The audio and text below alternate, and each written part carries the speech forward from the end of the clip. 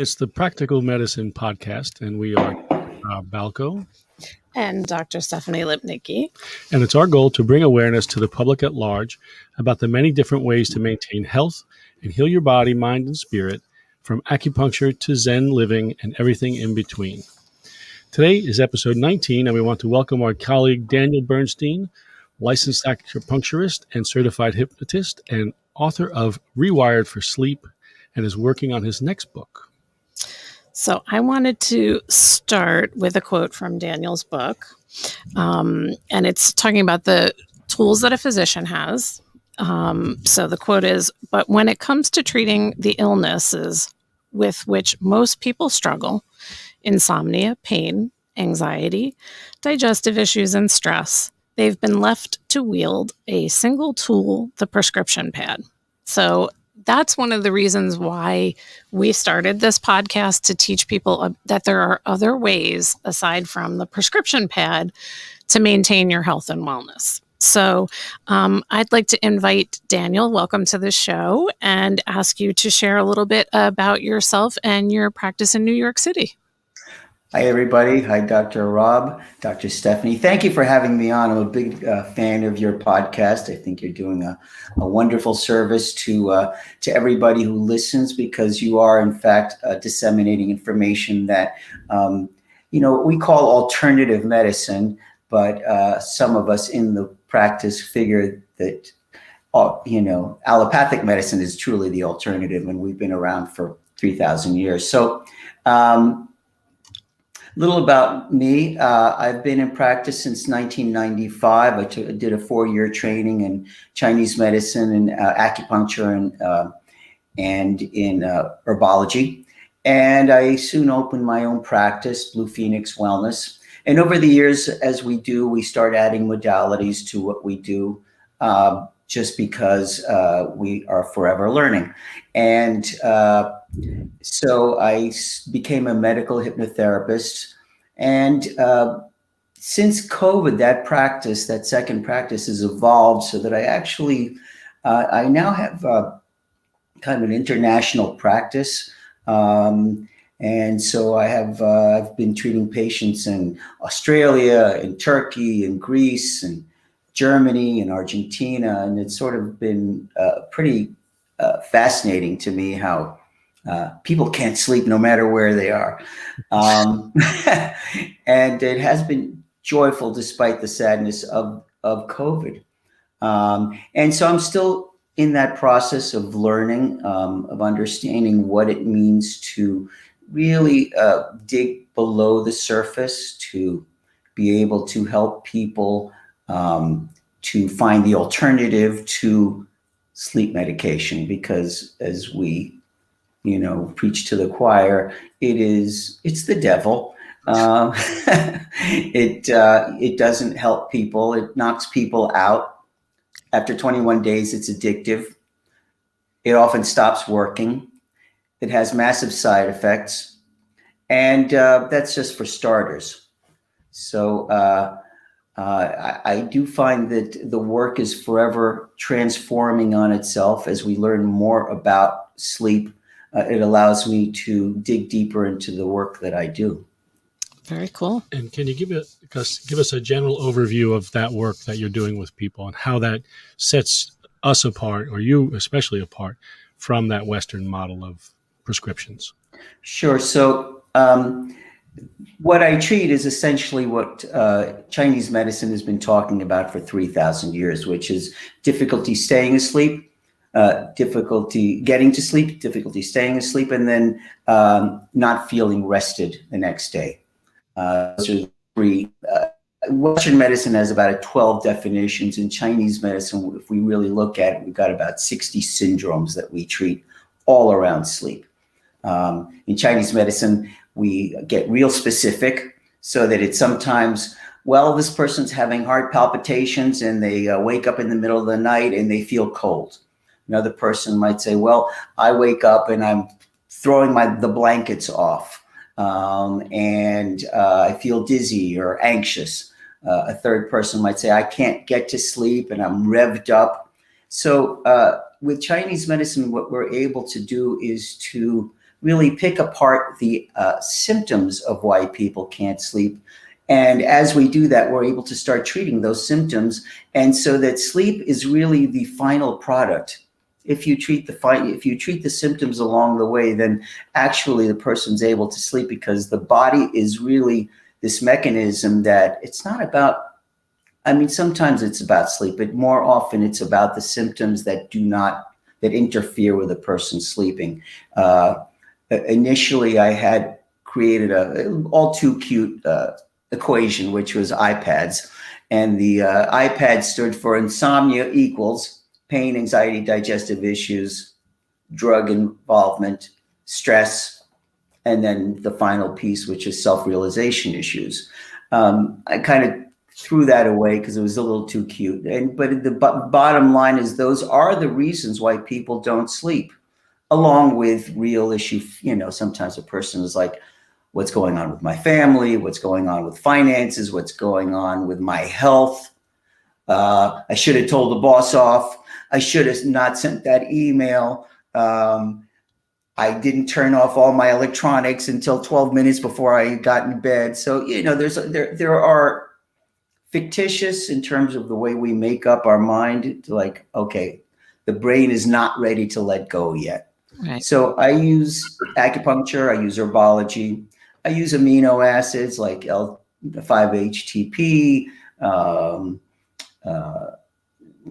you know, stuff like that. And also hypnotherapy, which is a way to retrain the mind, as it were, to see anxiety coming, and with an anchor to help the person say, okay, this is anxiety. This is not reality. Okay. A patient today has been dealing with hypochondria. Okay. Hypochondria / paranoia. Two intense things that keep them from sleeping. So we've been working on seeing what they are, which is actually deep anxiety / panic. I mean, he's taken himself to the hospital various times. And once he now sees that it is not what it is, but that issue, which is anxiety, he's able to kind of put it in a box, take a step away from it, and then start doing some exercises that can actually help him. Breathing exercises.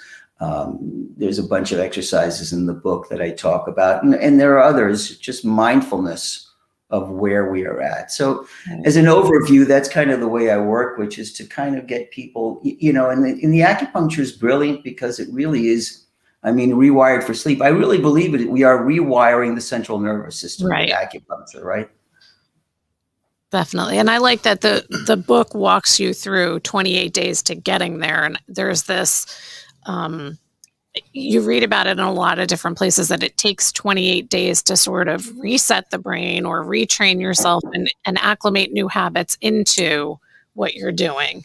And there are great suggestions of self-care in the book. That was one of the things insomnia is not one of the major things that I treat. I treat it going along with things like gynecological issues, but it's not the specialty in my practice. But I read the book because I'm always looking for tools that I can, you know, use to help my patients. And I love that you walk them through, like, here's what you want to do for this. And here's what, you know, this might be your pattern. And you give examples of what's going on with different people. So it was a really great read, you know, even as a practitioner, and it's put into terms that you don't have to be a practitioner to read it. You can be someone suffering from insomnia and incorporate this into your life. Thank you.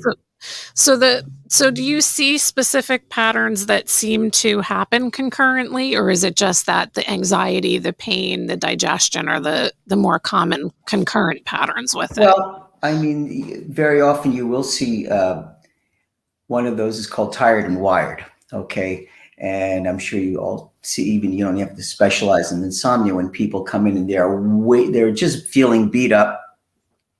And they're also feeling too beat up to sleep sometimes. In other words, somebody might wake up and say, you know, I got 8 hours, but I feel like I just ran a 10K. And, you know, and if you say that to a room full of people, a third of the people are just nodding, because it's a very common feeling to feel completely unrested. And And so there are a couple of things going on there. One is their cortisol levels are like spiking. Okay, so it is anxiety or stress, whatever, the hormonal issue. So they're unable to stop. Okay, and a lot of the work is really about what I call letting steam out of the gasket throughout the day. Okay, I think that that's kind of essential work when a person's doing it on their own. And the goal of all Chinese medicine is to get people to treat themselves. Right now, we're in a culture where that is a sort of, I'll wait till I'm sick, Right. As I'm sure you deal with.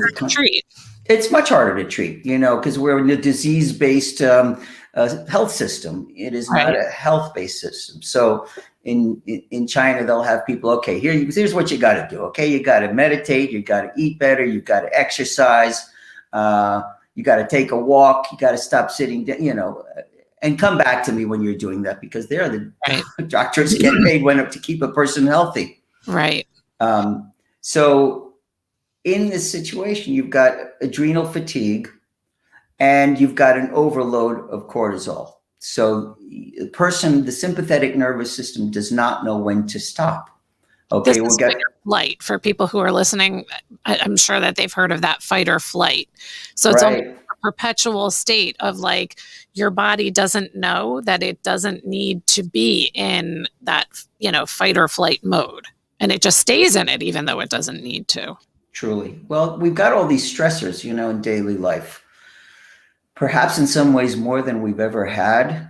I just think that the overload of too many people, too much information, bills coming at us, an uncertain future. So, and the, constant apps coming at us, new learning.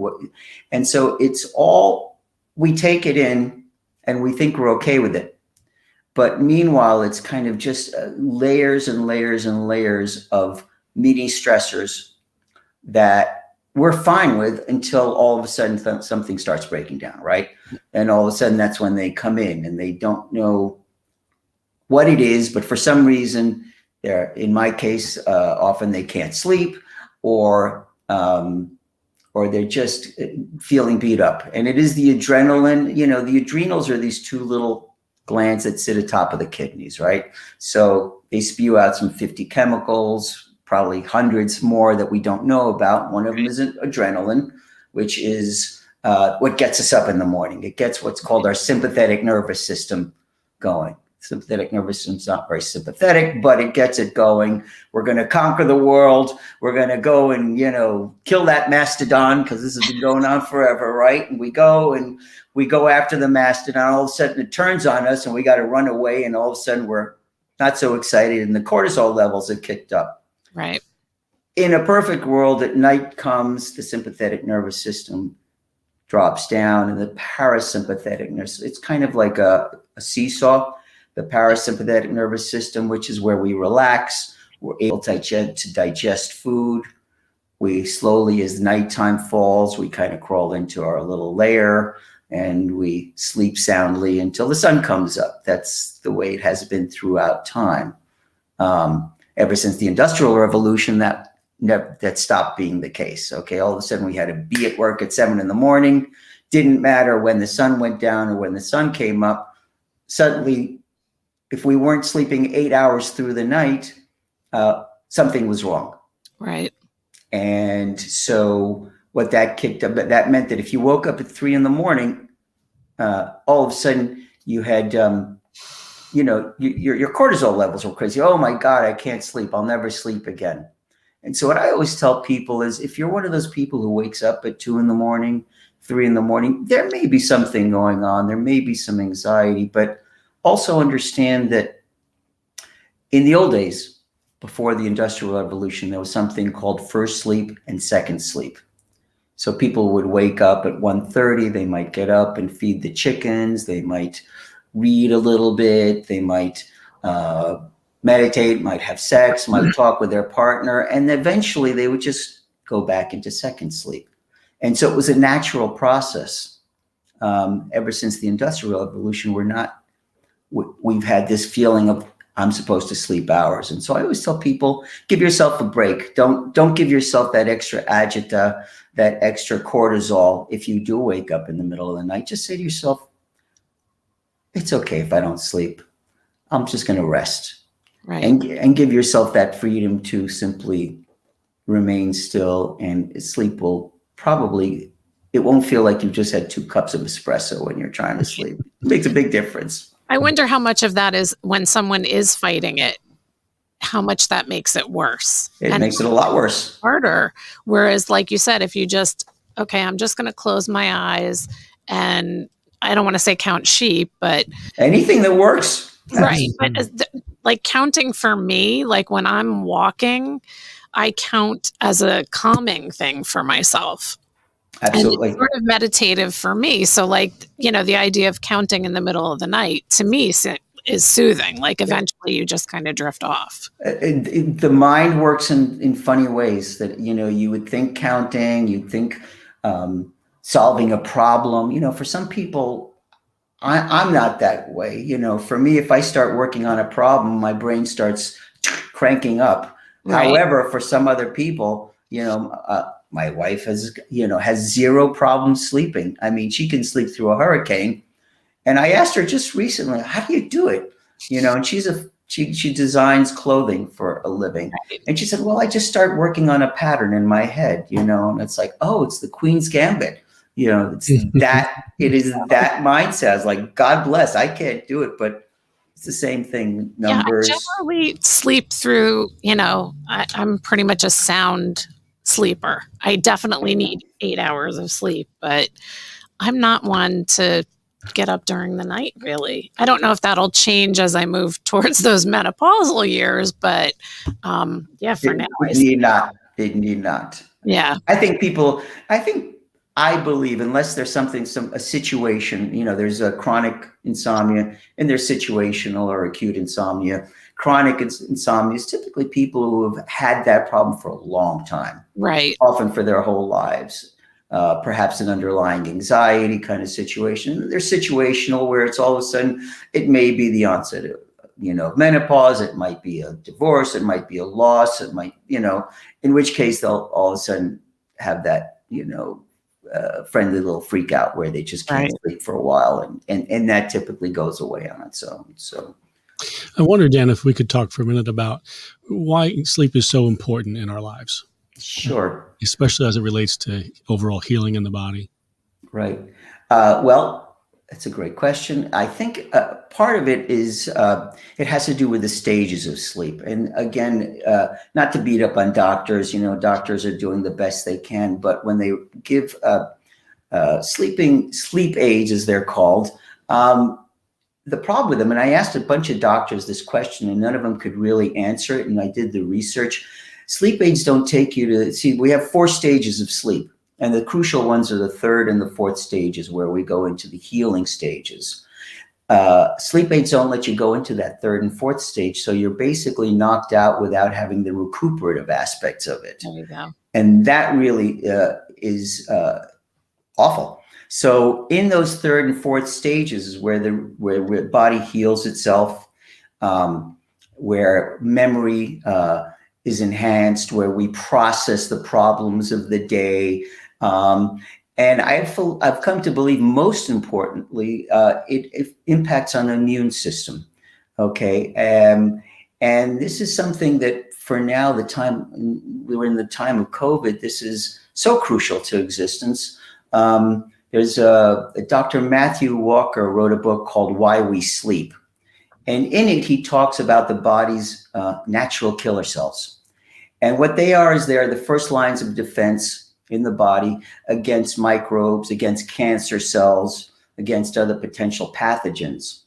And the data indicated that one night of poor sleep defeated the efficacy of those natural killer cells by 70%, by up to 70%, which is kind of shocking, right? I mean, it's like, I won't say that it's that way every time. But, sleep is that important. I think it in my mind, it places sleep almost at the top of the food chain for the immune function, above nutrition, above healthy exercise, above, mental health, all these things that are so crucial, above, not sitting too much. It means that if we can get a healthy night of sleep, our immune system is that much stronger. And I've come to believe that it may be the X factor in why some people who, when we saw people getting COVID, so you see somebody who's 30 years old, healthy, incredible shape, and somehow they would get it, and somebody who's 70 wouldn't, and so I think sleep is an important factor, and we can't predict the future, but I do feel comfortable saying that whatever it has in store for us, our immune system needs to be at its peak. And I feel that the more we can move towards a state of consistent, healthy sleep, and that means not necessarily 8 hours, but we sleep in circuits of an hour and a half. So if you're getting 3.5 or 4 hours or 4 circuits of an hour and a half, your sleep that means that you're getting down to the deeper levels. And I do feel that's crucial for our overall health. I'm thinking as you're saying this about this losing the 70% of your body's own defense.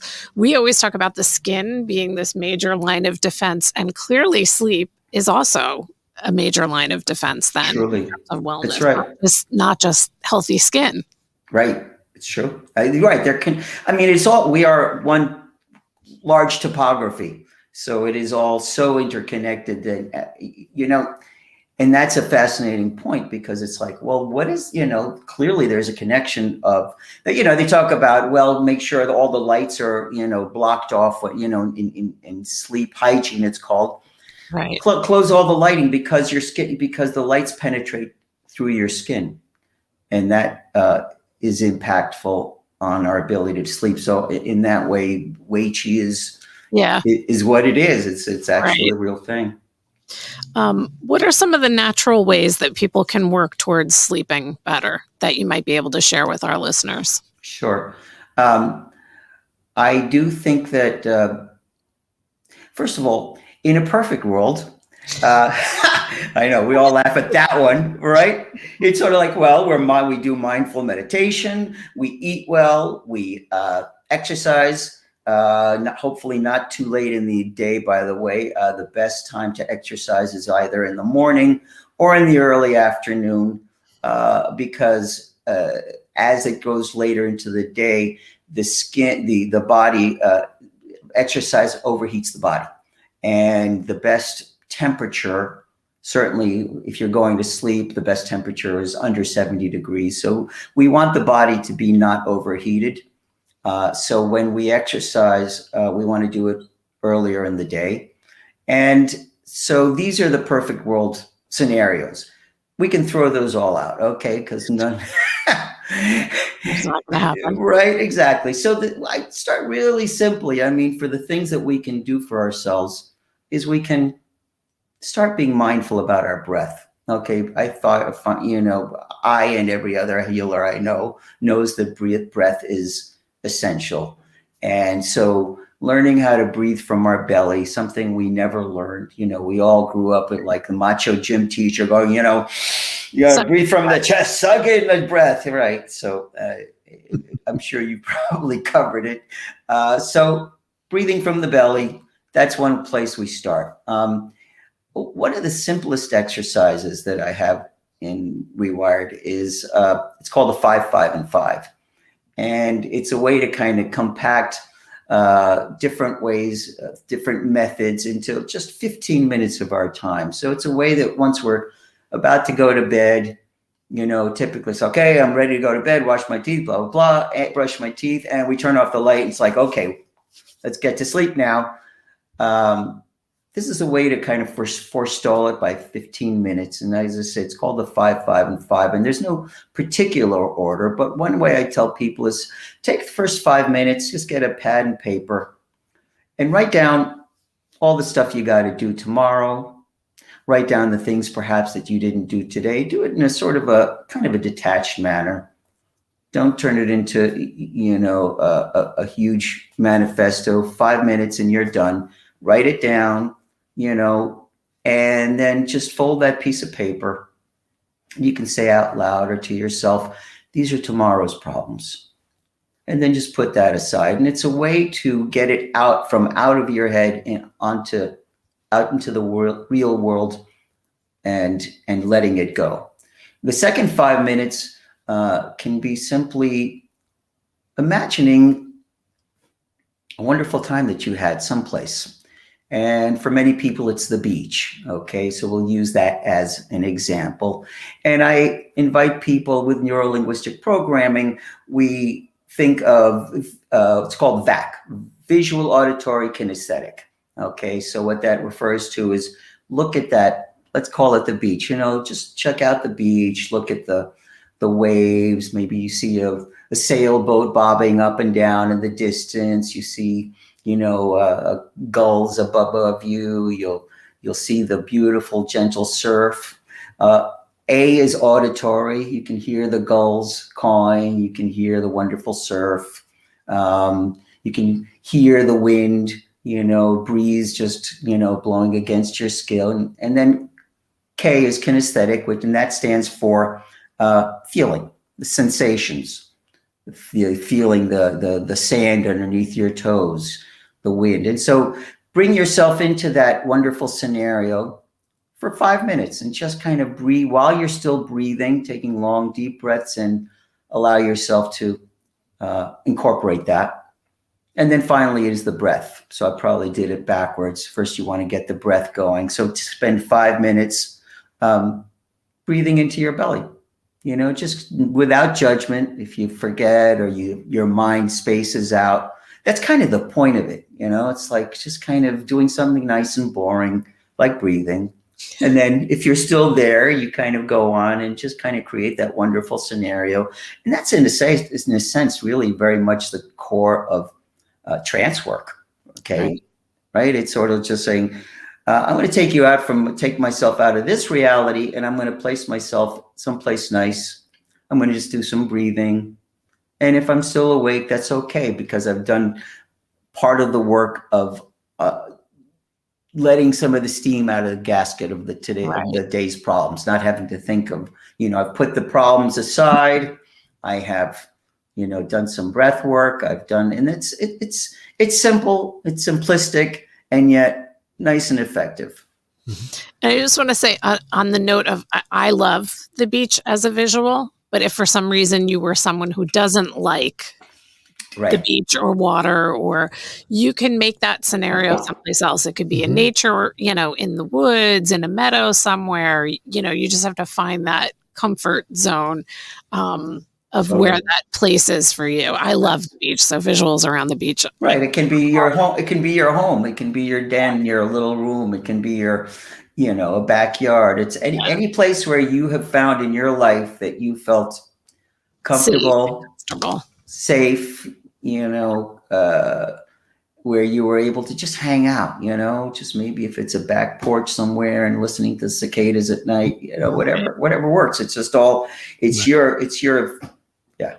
And it can change from one evening to the next, right? Depending on what works for you. You might just put the idea out there for yourself and close your eyes and see what you see. You might see a meadow. You might see a meadow full of flowers, or maybe covered in snow, right? Depending on what season you like. What's working for you in that particular time. It's funny because I listened to one of the other podcasts that they do here at the studio called Not Okay, It's Okay. And they were talking about meditation, and Rashida had said something about it was a meditation where they were like in nature, and she said all she could think about was the bugs. Yeah, exactly. Per person, and all you're thinking about is bugs, it's definitely not going to get the not conducive, and it's not going to happen. No. And which is something that's good to know. Like when you're doing hypnosis, find out if you're doing, especially a group hypnosis, who's in the group ahead of time, and if there's anything that's like a no, non-relaxing topic, because that's not where you want And to you never know. You just Right. never know. I mean, it's right. Yeah. I mean, people have got all. I mean, I always ask certain questions, before I do the trance work, because you take nothing for granted, and it's fascinating. It's like definitely not bicycles. I was like, you look super athletic. To myself. Couldn't ride a bike? Next thing you know, you've been awake for 3 hours. I want to switch gears a little bit, Dan, and ask about the treatments themselves. Do you always do hypnosis and acupuncture? Do you mix it up? Well, some people are, we're talking about two modalities that are not exactly mainstream. Okay. Mm-hmm. In other words, 25 years ago, very few people had gotten acupuncture, and even fewer knew anything about hypnotherapy, except that it was where somebody got on stage and made you quack like a duck, right?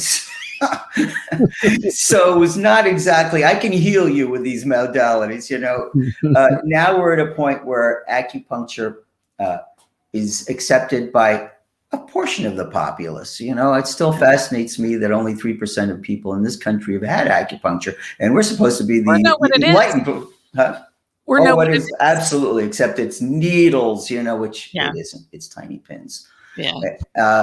And I'm on a one-man mission, by the way, to change the name needles to pins. So I encourage everybody to, change it, because everything is, as a hypnotherapist, Dr. Stephanie, that words matter.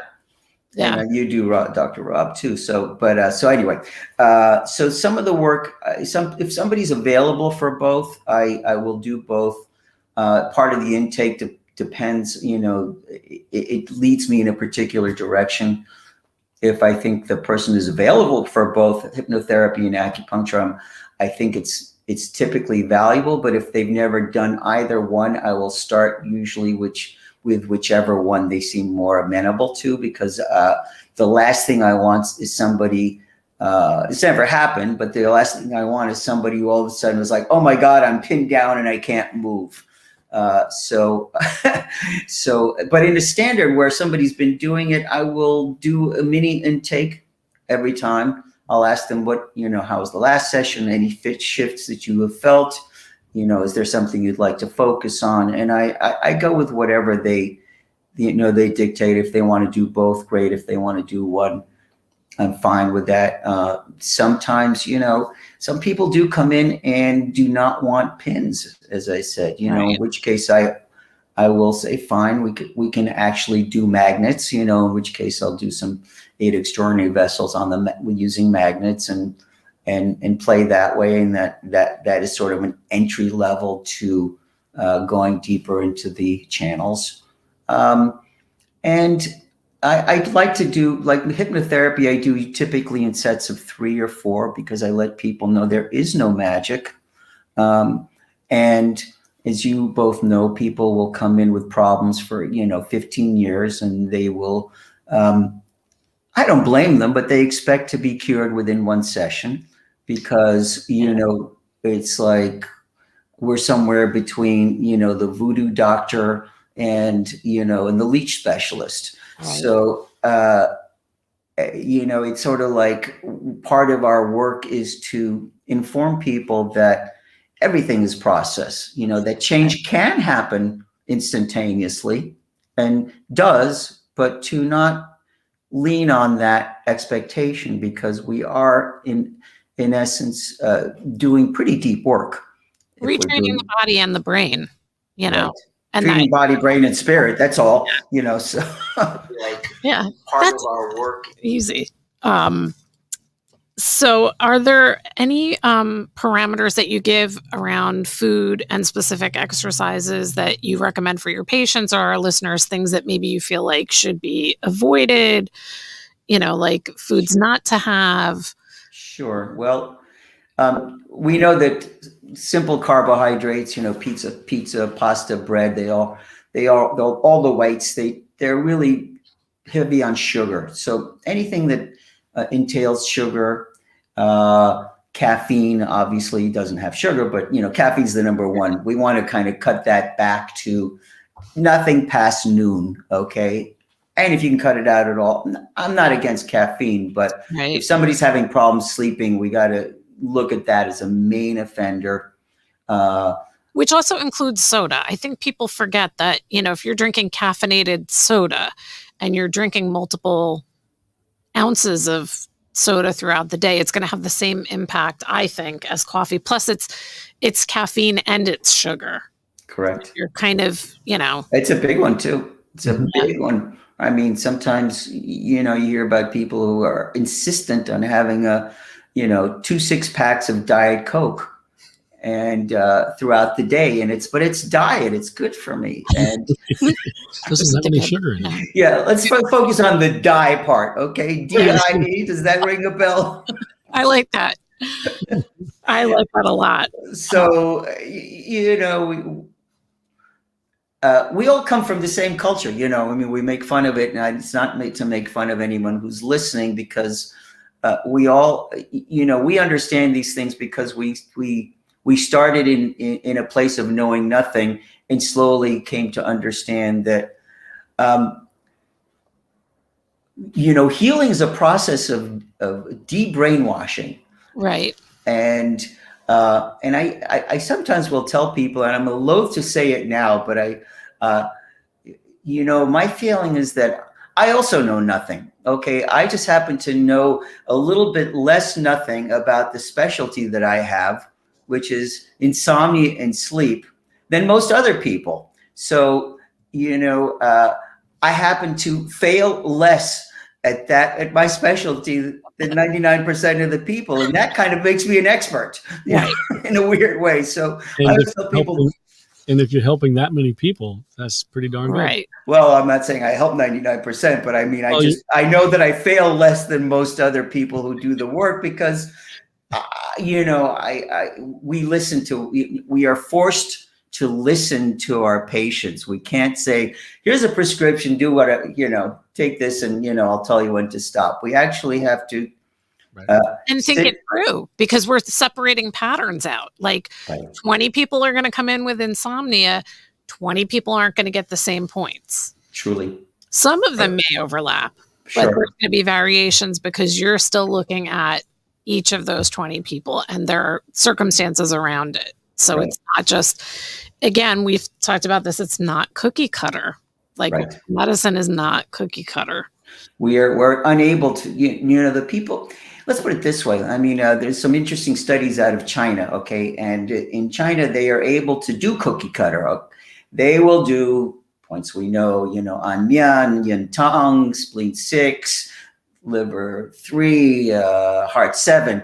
But they do them 5 days a week for 4 weeks at a clip, okay? So cookie cutter works, and I know that they will do better, but at the same time, they're forced to do these Western style studies.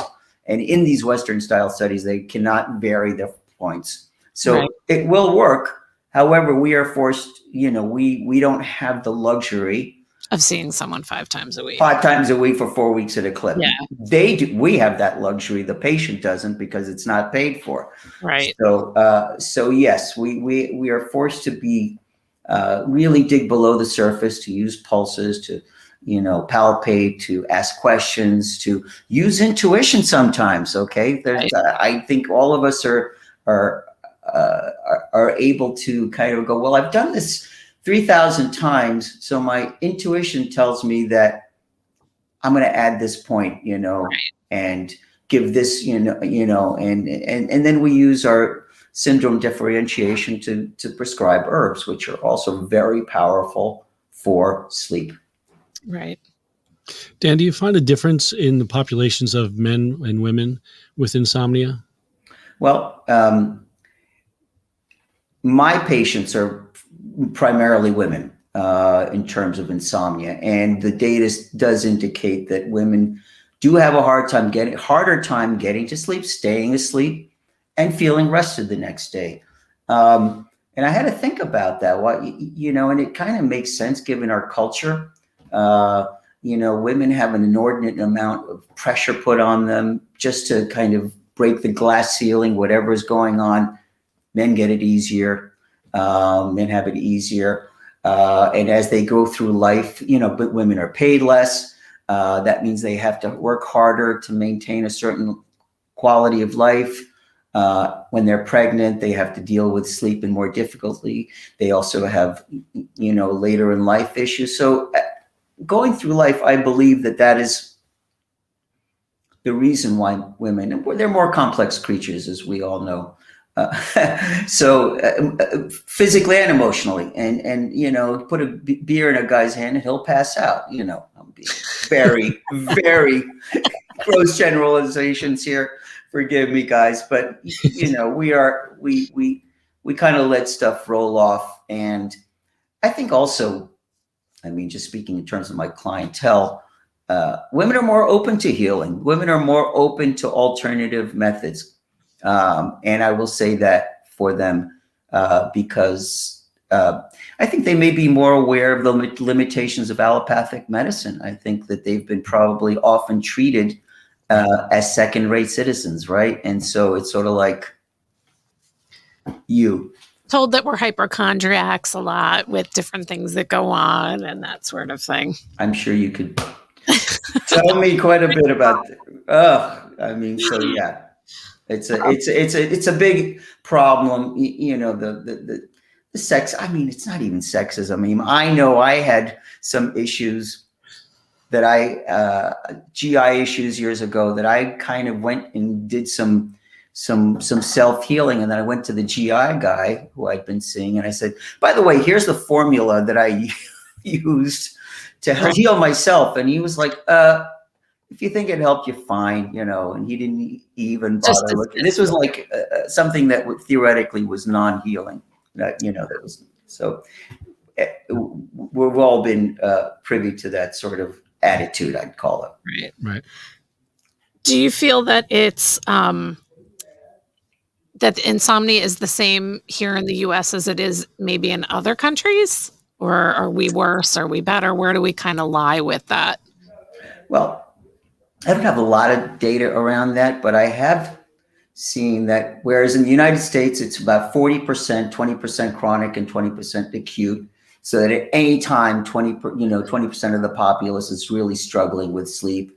And what I've read is that in Asia, it's more close to 11%. Now, I don't know how real that is, whether it's counted the same way that we count, but I would not be surprised if there are less issues. I know Europe is pretty much the same as we are. Again, it's our lifestyle. We're kind of used to, we eat what we want, we go to sleep when we want, we got a mess of little apps that we got to talk to.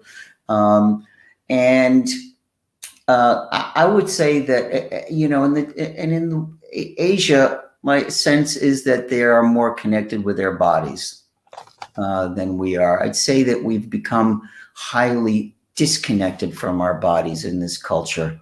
That said, from my mind, insomnia has always been there. It's always been there. I like to joke that it's, goes back to the caveman. Some caveman was laying, staying up half the night, obsessing about his neighbor's cave, which was bigger than his, and his neighbor's wife, who was hotter than his. So I know it's always been there. We just kind of transfer it into different. I like that.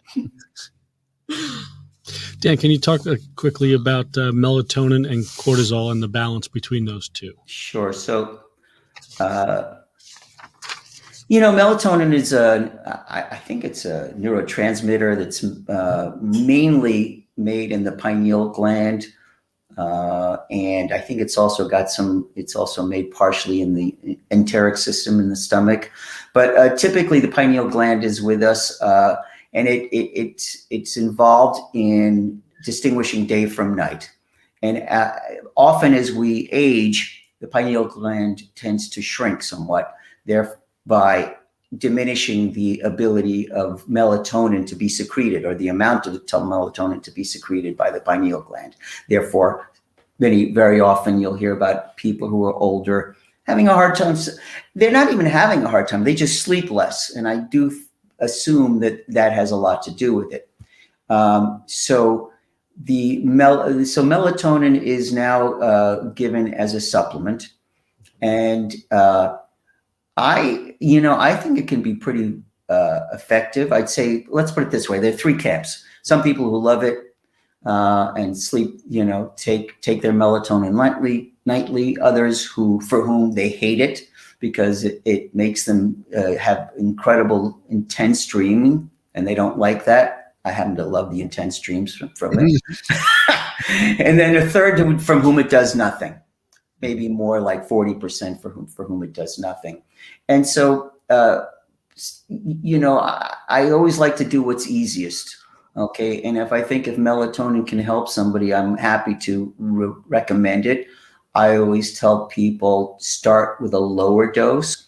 And I learned that the hard way, because typically there, you go to either Trader Joe's or CVS, and they've like 3 milligram, 5 milligram, 10 milligram, 15 milligrams. And so I was like, well, let's really work on it. Let's do 10 milligrams, right?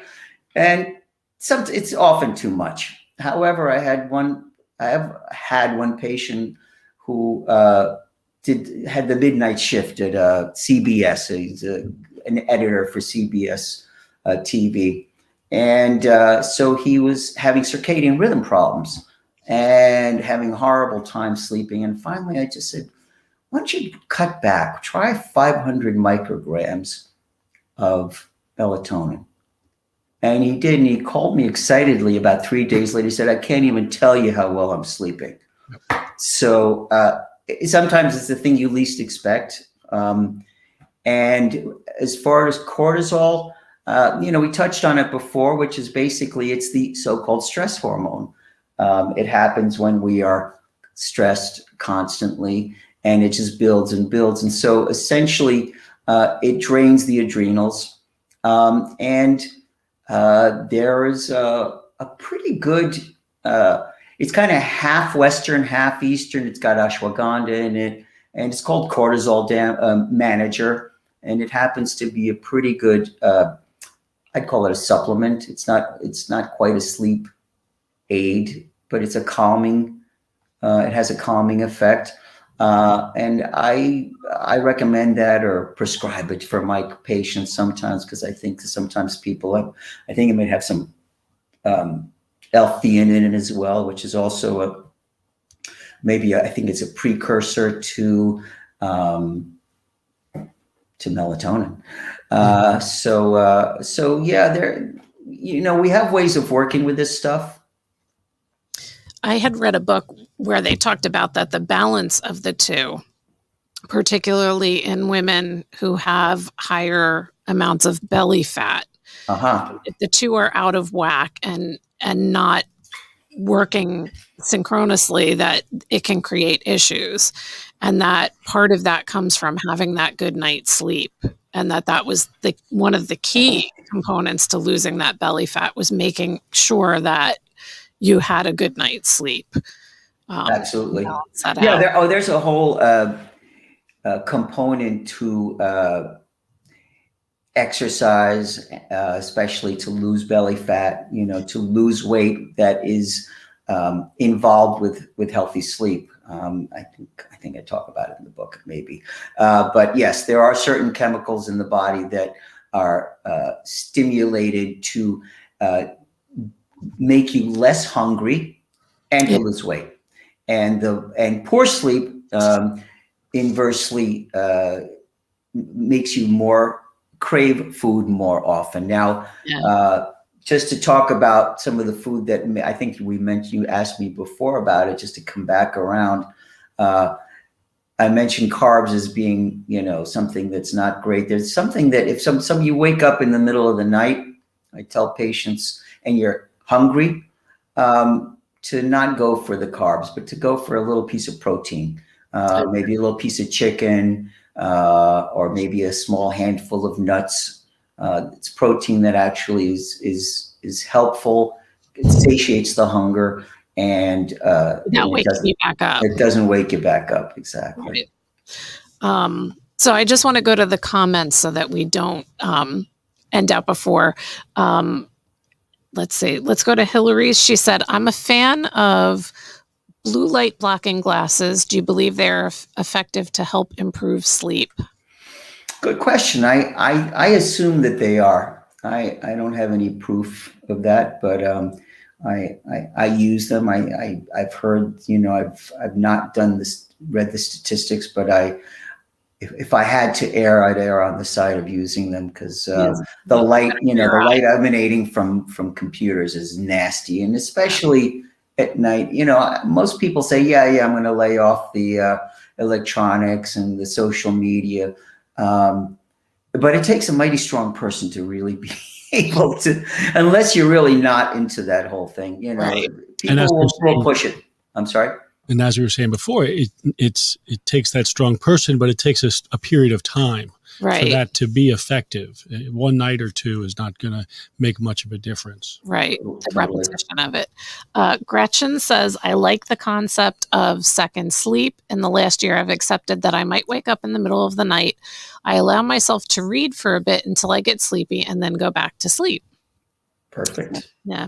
Great. And then I just want to, Catherine McKenzie, who is also another colleague, she said, hello, Catherine. She wanted to say that hypnotherapy and acupuncture with Daniel is pretty amazing, and that he makes you feel so safe to explore both modalities. So I wanted to share that because we love Catherine, and we do too. I do too. Yes. Yeah. And yes, it's let's put it this way: the idea of feeling safe is, as we all know, it's kind of core to the work, because we want to be, because really that's what attracted us to it. I think that many of us, either ourselves or had loved ones who had experienced something that broke our trust in Western medicine or Western doctors, sadly, because there are some great ones out there, many great ones. And so we felt that there was something more. We felt there was something far more important that really if we had that sense in ourselves that, I'm attracted to this work because I feel like I want to be of service. Right. And when we come from a place of being of service, that's when the little miracles start to happen. Yeah. Mm-hmm. So before we finish up, I want to go back to what Daniel said about turning the word needles into pins, and especially the other word, acupuncturist, is there's acupuncturist. There's really, what other medical profession has its one of its modalities as its name, right? So what if we called pain management specialist epiduralists? There you go. And what if you went to see the speculumulator or the forceps operator? The forceps operator. I have a word that I believe works for us, but you're absolutely. I have that is a comedy routine. I love it, by the way, because I always think, we don't call dentists drillers, do we? No. And we don't call surgeons slashers. Right. And we don't call chiropractors neck snappers. So why are we called acupuncturists, Right. No, that's a good point. And so I feel that this is after getting everybody to call them pins, I want to call what we do, I want to call ourselves equilibrists. Okay. I like that. So I'm going to have Ming pick. We are going to send a listener a copy of Daniel's book, Wired for Sleep. So hopefully this isn't someone that we were pulling out. So this was from an Instagram account, Reset Your Health Plan. So we will have to find out who that was, and we'll maybe have Ming pick a backup one just in case we can't get in touch with that person. Okay, you'll let me know. I will. And then I just want to thank you for coming on and being our guest and talking about insomnia. Thank you for having me. It was a pleasure. Appreciate it. We're going to have Daniel's contact information on our Linktree account so that you can find information about his practice and his book.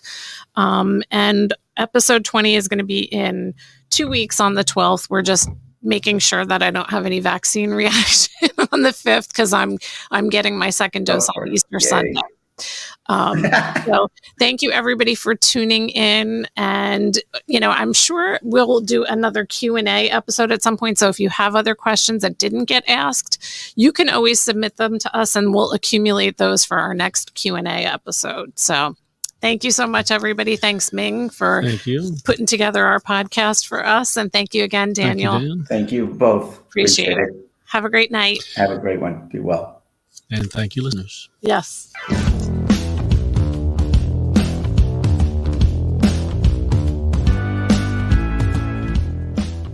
The contents presented during the Practical Medicine podcast include information about various modalities that exist to achieve health and wellness and are for informational purposes only. You acknowledge and agree that the following disclaimers and warnings shall apply to all content presented. The podcast contains the opinions of Dr. Robert Balko, DAC, LAC, and Dr. Stephanie Lipnicki, DACM, LAC, and the guests of their show.